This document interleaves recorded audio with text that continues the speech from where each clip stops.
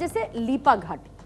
अब लीपा घाटी जो कि काजीनाग स्प्रिंग के रास्ते से करीब 9 किलोमीटर लंबी है, वो ऐतिहासिक रूप से आतंकी घुसपैठ के लिए सबसे महत्वपूर्ण रास्ता है। और ये क्षेत्र टुटमारी गली से होकर बांगस घाटी और फिर चौकीबाल और श्रीनगर तक जाता है, जो कि इसे सैन्य दृष्टिकोण के लिहाज से काफी महत्वपूर्ण बनाता है।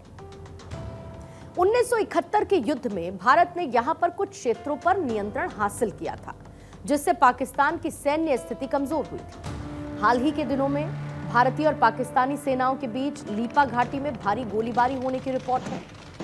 भारतीय सेना ने आतंकवादी लॉन्च पैड्स को निशाना बनाया। हालांकि भारत की सैन्य कार्रवाई सीमित रही थी, लेकिन पिछले कुछ दिन से इसी क्षेत्र में पाकिस्तान की सेना की उपस्थिति और उनकी एक्टिविटीज बहुत ज्यादा बढ़ गई हैं, जिससे तनाव भी बढ़ा हुआ है। अब आप आज की हकीकत देखिए। पीओके यानी कि पाकिस्तान ऑक्यूपाइड कश्मीर में सन्नाटा पसरा हुआ है और खबरें ये आ रही हैं कि भारत की संभावित सैन्य कार्रवाई से, उसके डर से पीओके में इमरजेंसी जैसे हालात बन गए हैं।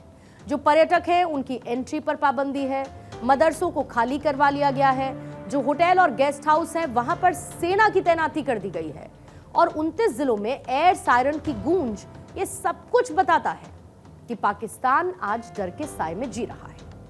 पीओके में आज हालात ऐसे हैं जैसे कोई मानो तूफान सा आने वाला हो। सोशल मीडिया पर वायरल खबरों के मुताबिक भारत की संभावित कार्रवाई के डर से पाकिस्तान ने पीओके में इमरजेंसी जैसे कदम उठाए।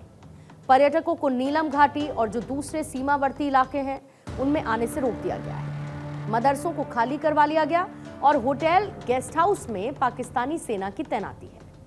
पेशावर से लेकर एबटाबाद तक 29 जिलों में एयर सायरन बजाए गए और जो स्वास्थ्य कर्मी हैं उनकी छुट्टियां रद्द कर दी गई। और ये सब कुछ उस पहलगाम आतंकी हमले के बाद शुरू हुआ जिसने पाकिस्तान को हिलाकर रख दिया है। भारत की इस सख्ती ने पाकिस्तान में हड़कंप मचा दिया है।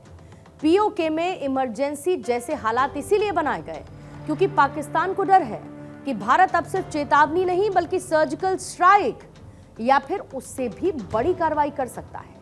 और इसी कार्रवाई की आड़ में कहीं पर पीओके को भारत से ही न मिलवा दे।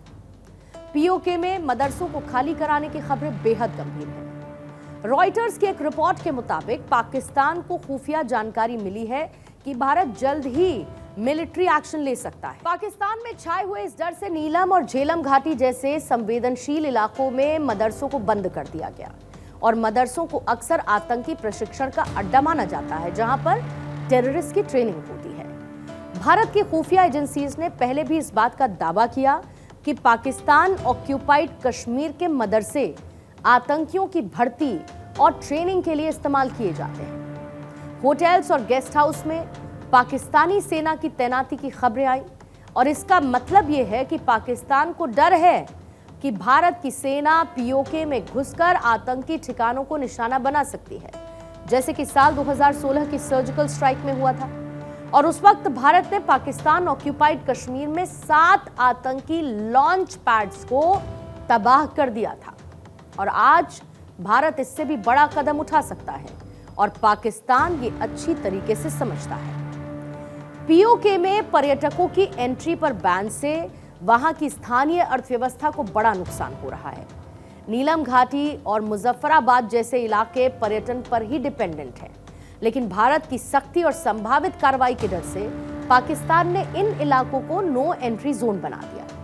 इससे न सिर्फ उनका टूरिज्म ठप हो चुका है बल्कि स्थानीय लोगों में भी एक डर का माहौल है।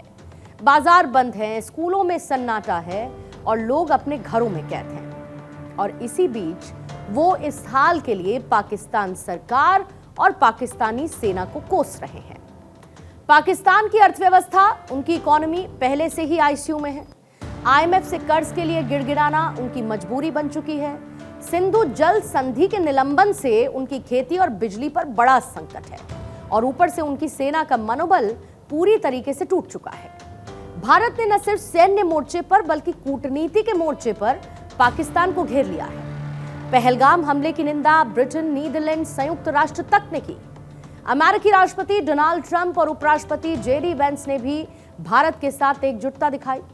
भारत ने दुनिया को यह साफ कर दिया है कि पाकिस्तान आतंकवाद का गढ़ है और अब पीओके के अंदर मदरसों का बंद होना, आतंकी कैंप्स को खाली कराया जाना, आतंकियों को दूसरी जगह शिफ्ट करना और पीओके में पसरा हुआ सन्नाटा ये इशारा करता है कि कुछ बहुत बड़ा होने वाला है। शायद पीओके वासी अब भारतीय नागरिक बनने के करीब हैं और 140 करोड़ भारतवासियों को उनकी 78,000 वर्ग किलोमीटर की मातृभूमि वापस मिलने वाली है।